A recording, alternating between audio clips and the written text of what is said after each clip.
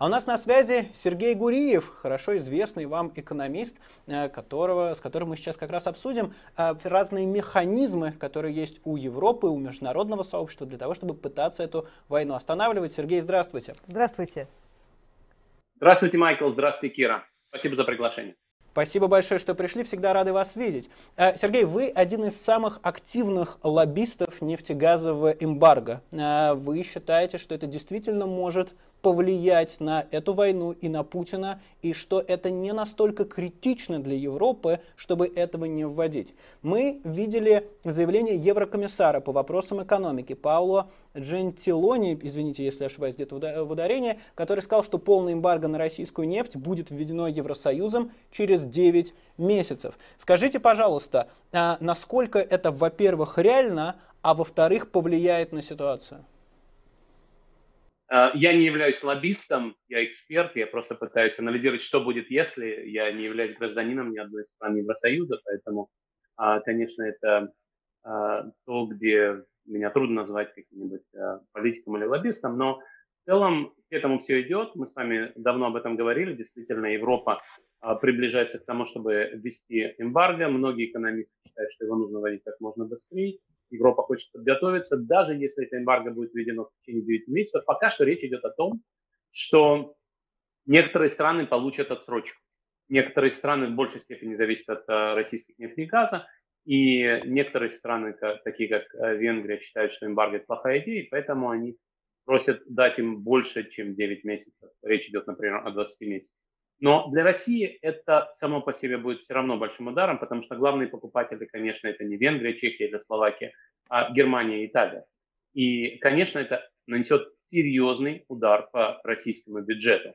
Напомню, что в прошлом году нефтегазовые доходы федерального бюджета составляли 9 триллионов рублей, это примерно 7% ВВП и 35-40% федерального бюджета. В этом году мы наблюдали такую же картину. И, конечно, если Россия потеряет половину из этих денег, а примерно столько приходится на европейский рынок, то это, конечно, заставит Путина задуматься.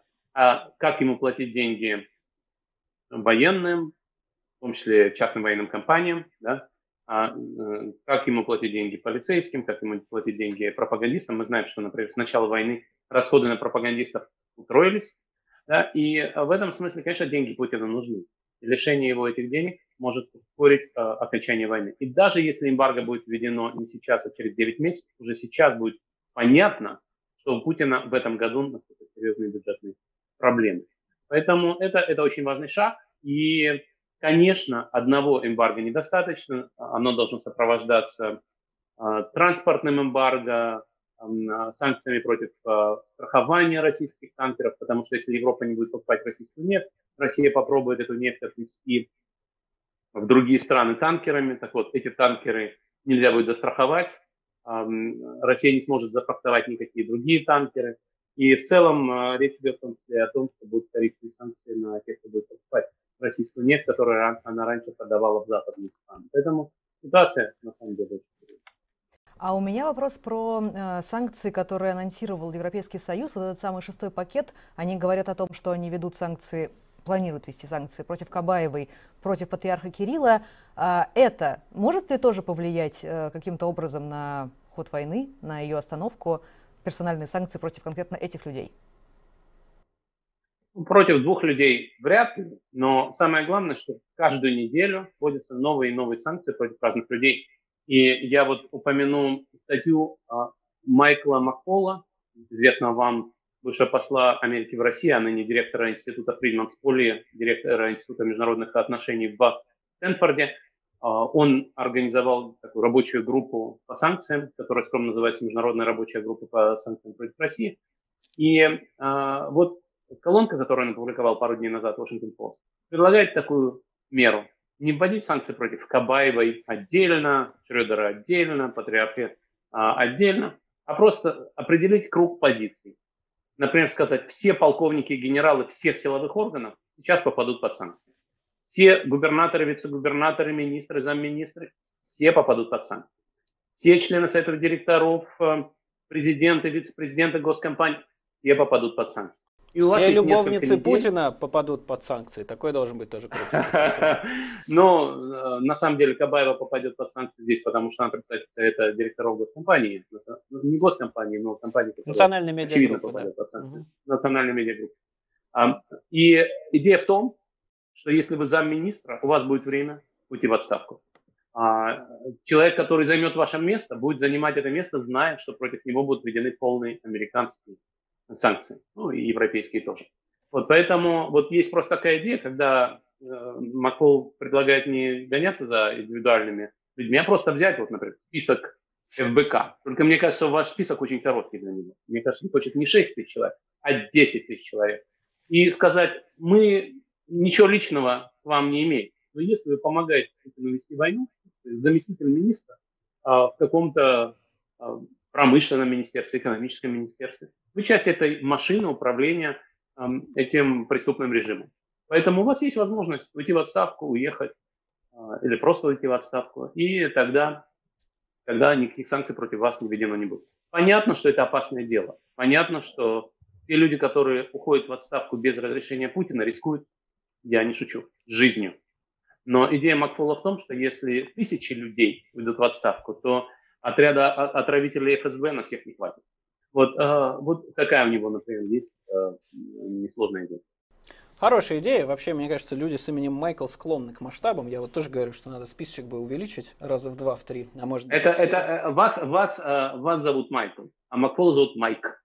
Вот поэтому вы гораздо более серьезный человек. Но меня тоже иногда так называют. Профессор Макфол. Да, Сергей, скажите, пожалуйста, мы часто говорим про санкции, про какие-то ограничения, про какие-то решения, которые должны как-то повлиять на этот режим. Вот, например, нефтегазовое эмбарго, о котором мы говорим, оно должно очень сильно повлиять на ресурсы этого режима. Но насколько есть связь между падением, возможным падением этого режима и отсутствием ресурсов? Ну, потому что люди в России годами живут, мягко говоря, не в самых лучших условиях. 30 миллионов без туалета внутри дома, значит, 50% учреждений медицинских, которые без отопления и прочее, прочее, прочее. То есть, насколько действительно санкционное давление, в том числе широкое, влияющее на сам бюджет, каким образом оно может привести к тому, что Владимир Путин либо сам примет решение остановить эту войну, либо, скажем так, примут за него люди, которым это не очень понравится. Санкции, вообще говоря, не ставят свою цель в смену режима. Санкции хотят, как вы правильно сказали, остановить войну. Иногда те, кто вводит санкции, думают, мы сейчас будем угрожать санкциями, и Путин остановит войну. Мы уже видим, что этого не произойдет.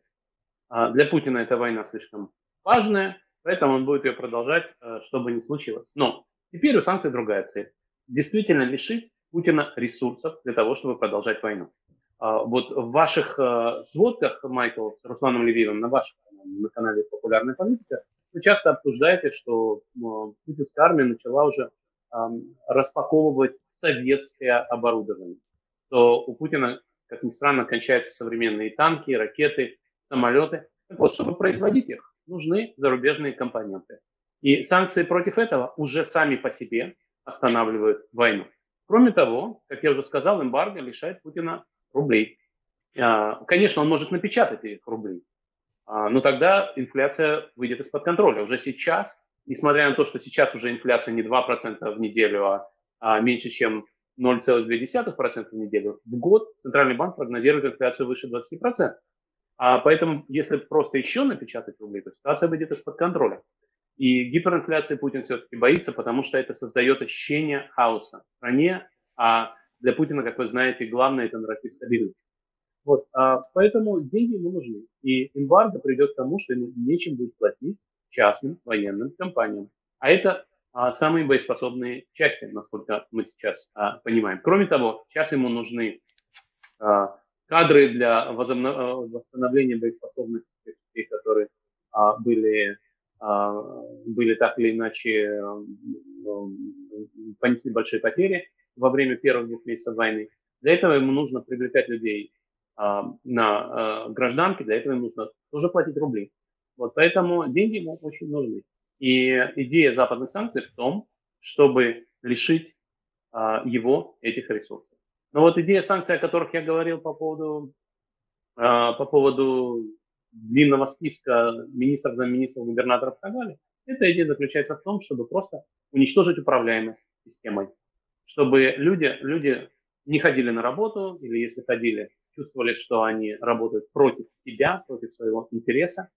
Вот, и в этом смысле это тоже достаточно честная вещь. Еще Макфол пишет об очень интересной вещи. Он пишет, давайте мы просто всех богатых российских бизнесменов поставим под санкции. До тех пор, пока они не выскажутся против войны и не скажут, что мы готовы помогать Украине. И таких богатых россиян на самом деле достаточно много. Все они, естественно, боятся высказываться против войны и против Путина. Те, кто не боится, естественно, теряют свой бизнес, как это произошло с Олегом Тиньковым. Но он говорит, давайте мы просто будем действительно идти по этому списку, включать всех в этот список, но давать им возможность выйти из-под санкций, если они выскажутся против войны и внесут какую-то часть своего состояния для того, чтобы помочь Украине. Поэтому это на самом деле не конец санкций, не конец истории. Вот люди думают, вот уже было 2 месяца санкций, но сейчас мы к ним приспособимся, как-нибудь начнем жить дальше. Нет. Вот эта колонка Макфола показывает, что рабочая группа работает, придумывает новые санкции. Завтра рабочая группа опубликует специальную статью про то, как вводить санкции против российского энергетического сектора и как защищать европейскую экономику от издержек от введения эмбарго. И в этом смысле каждую неделю будут все новые и новые санкции, поэтому я бы не рекомендовал Владимиру Путину считать, что все уже позади. Я бы вообще рекомендовал Владимиру Путину как-то завязывать делать то, что он делает, и вообще покинуть свой пост. Но, к сожалению, нашим с вами рекомендациям он не часто следует, хотя я знаю, что ваши рекомендации в свое время он отмечал и ценил, правда, почему-то не следовал им, что очень зря с его стороны. Дагер, ты хотела что-то спросить, прости. Я хотела спросить как раз о том, что, да, мы говорим, что Путину нужны ресурсы для того, чтобы вести войну. Мы говорим в основном про денежные ресурсы, но ведь, очевидно, ему нужны и человеческие ресурсы. А сейчас огромное количество людей уезжает из России. Как раз я хотела спросить вас про вашу статью в журнале «Экономист» об уехавших россиянах и о том, с какими трудностями они сталкиваются на Западе. Вопрос мой заключается в том, что если Запад будет помогать россиянам уехать, если он будет каким-то образом упрощать им возможность устроиться на работу за рубежом, найти какое-то место за рубежом, то ударит ли это по путинскому режиму? Ведь тогда многие специалисты могут предпочесть уехать из России и где-то устроиться за границей, где более спокойно, нет никакой войны и нет Путина. Да, Кира, это правильный вопрос. И мы уже слышали, что Соединенные Штаты предлагают специальный визовый режим для людей с учеными степенями, работающих в отдельных отраслях науки, самых важных с оборонной точки зрения, на самом деле. И действительно, это мера, которая прямо направлена на решение той проблемы, о которой вы говорите. В своей статье в журнале Economist я скажу, что я пишу о том, что невозможно, естественно, сравнивать то, в каком состоянии находятся те, кто сбежал от путинского режима и сегодня живут за границей, и украинских беженцев. Они бегут от войны, их бомбят, убивают. И, конечно, несопоставимо и невозможно даже говорить об этом, что бедствия российских эмигрантов, в том числе антипутинских активистов и просто людей, которые ненавидят эту войну и путинский режим, их страдания, конечно, несопоставимы со страданиями украинцев и украинских беженцев. И поэтому так трудно об этом говорить. И поэтому мне было очень тяжело, на самом деле, написать эту статью так, чтобы было понятно, что с одной стороны, конечно же, я не могу говорить, что в первую очередь нужно защищать российских иммигрантов. С другой стороны, я говорю о том, что им тоже трудно приходится. Люди, которые уезжают по краткосрочной визе, сталкиваются с проблемой, что им трудно получить долгосрочную, у них нет работы. Они смогли вывести из страны свои 10 тысяч долларов, которые кончаются, скоро кончатся. Им не открывают счет в банке, потому что у них краткосрочная виза, а их российский счет заблокирован де-факто, потому что карточки Visa и MasterCard за границей не работают, потому что Visa и MasterCard разорвали все отношения с российскими банками. Опять-таки, если вы сравните с украинскими беженцами, у меня в доме некоторое время жила семья беженцев из Киева, и, конечно, их рассказы просто невозможно пересказывать без слез, но тем не менее, российские иммигранты тоже сталкиваются с трудностями. При этом у них есть еще и моральная трудность, и я думаю, что вам это знакомо. Да, мы никогда не голосовали за Путина, да, мы всегда боролись с Путиным, но мы боролись плохо. Видимо, мы боролись недостаточно. Мы не смогли остановить Путина, мы не смогли сделать нашу страну мирной, и из-за этого в соседней стране погибло так много людей. Жизнь миллионов людей разрушена. Почему? Потому что мы плохо боролись за то, чтобы у нас была мирная и демократическая страна. И это чувство вины, оно добавляется и внутренней боли, и, естественно, приводит к тому, что мы знаем, что любой человек, который сидит с вами рядом, может думать о российских гражданах именно в этих терминах. И, конечно же, жизнь российского мигранта действительно очень трудная, в том числе и с моральной точки зрения, с точки зрения того, что на нас лежит ответственность за то, что люди в соседней стране погибают. Но я в этой статье пишу не о том, что нам нужно сочувствовать российским иммигрантам, потому что их жалко. Я пишу о том, что Россия никуда не денется с карты. Кто-то должен будет построить демократическую постпутинскую Россию. Кто это будет делать? Именно те люди, которые ненавидят Путина сегодня. И именно этим людям нужно помогать, потому что если в России не будет гражданского общества, которое строит демократическую Россию, то Россия будет ходить по этому кругу империи, войны, агрессии всю дорогу. Для того, чтобы Европе и Украине жилось безопасно, необходимо, чтобы Россия была демократической и свободной страной. А это могут сделать только сами россияне. Те самые россияне, которые сейчас в большом количестве уехали. И те, кто остались и протестуют с риском для свободы и жизни. Сергей, скажите, пожалуйста, а моральный аспект этого всего я понимаю, но насколько мне видится, существует и просто утилитарный, потому что для того, чтобы путинский режим продолжал существовать, для того, чтобы продолжали производить ракеты, значит, для того, чтобы были русские хакеры, да, как их называют, для того, чтобы продолжала функционировать экономика и прочее, для этого нужны квалифицированные кадры. Из того, что мы сейчас видим, из России бегут как раз они. Мы видим это не только визуально, нам же сложно посчитать каждого российского айтишника, который сбежал, хотя об этом бы, наверное, мечтали наши спецслужбы, чтобы у них был такой функционал, но мы видим по обращениям, например, Михаила Мишустина, да, который сначала умоляет, потом, значит, появляются новости о том, что будут айтишников набирать из колоний буквально, да, что тоже, конечно, известно. Из колл-центров Сбербанка. Да, наверное, переквалифицируются. И, собственно, встает вопрос, что, наверное, эта помощь и поддержка, о которой говорите вы, она не только может быть с моральной точки зрения, но и с точки зрения фактического лишения Владимира Путина кадров. По крайней мере, я видел, что Соединенные Штаты запускают программу, собственно, упрощенного как раз въезда и прочего для людей, для специалистов, которые едут из России. Как вам кажется, насколько это значимый фактор, или мы его переоцениваем, и на самом деле не так много людей уезжают или хотят уехать, и не так они важны в путинской экономике и в путинском режиме? Они, безусловно, важны, и лучшие несколько сот айтишников – это огромная сила, огромный фактор развития страны, в том числе и создания того самого импортозамещения, потому что то, что происходит сегодня, это то, что из России уходят в том числе и американские технологические гиганты. Некоторые уходят сами, некоторых Путин называет экстремистскими организациями, но в целом, конечно, это очень важно. Но, впрочем, айтишникам уехать гораздо проще, чем оппозиционным политикам или журналистам, и людям, главным орудием которых является не язык программирования, а русский язык. Поэтому, конечно, в целом, переезжать всегда трудно. Я, как человек, который в своей жизни несколько раз переезжал из страны в страну, да и вы, Майкл, теперь это тоже знаете, знаете, что это непросто. Но, конечно, в относительных терминах человек, у которого есть глобальная профессия, такая как айтишник, он может найти работу. Айтишников в мире вообще не хватает, особенно хороших. И это относится ко всем развитым странам. Поэтому в относительных терминах, конечно, им уехать легче. Последний вопрос, который вам задам, такой, может быть, спекулятивный немножко, и не на ту тему, о которой мы говорили, но такой коротенький под конец. Скажите, пожалуйста, в режиме, который построил Владимир Путин, о котором вы написали книгу, насколько этот режим может, вот эту самую книгу, которую Сергей сейчас покажет, Spin Dictators, ее пока нет на русском, но я надеюсь, что скоро это изменится. Сергей, скажите, в таком виде режимах может ли быть проведена мобилизация, и есть ли для нее достаточное количество ресурсов и политической воли? Короткий ответ Я думаю, что нет. Я бы свои деньги поставил на то, что провести мобилизацию не удастся. Она может быть объявлена, но никто в армию не пойдет.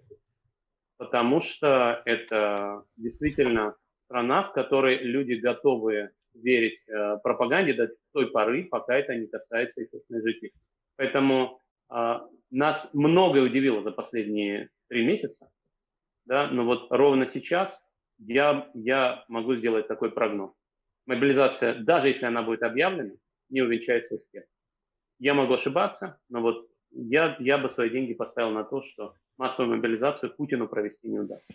Это не означает, что он не попытается. Мы видели, как Путин делает много вещей, которые потом экспост, апостериори оказываются ошибочными решениями. Но в целом мобилизация будет крайне непопулярна, и мне кажется, провести мобилизацию будет. Спасибо большое. Спасибо Надеемся, большое. вы правы, потому что, конечно, не хочется, чтобы эта война продолжалась, и уж тем более, чтобы в его журналах... Но, Майкл, вы знаете, некоторые люди говорят, что как не удастся провести мобилизацию, придется подвергнуть ядерному оптимист или пессимист, это сложный вопрос. Но действительно, я думаю, что мобилизацию провести не удастся. Да, спасибо большое. Сергей Гуриев был с нами Спасибо. на связи.